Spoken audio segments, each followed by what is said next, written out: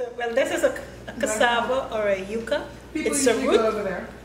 And if you look at it, it has a very thin layer between the skin and the flesh. So I'm getting between the skin and the flesh and peel it. Of course, it's not as easy as you make it look.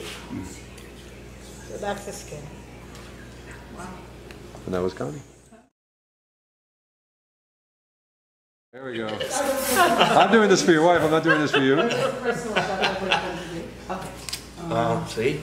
And then socks. Did you cut it all the way through? Yeah, and then you just slide the knife between. How many? Notice how she's getting out of the way.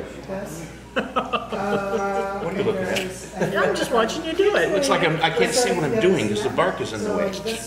You're doing fine. You're doing good. This end's better than your end. Good job. Actually, Look at that. he has a future. Next week. You'll make a wonderful wife I someday. won't be doing this for a living. Aha.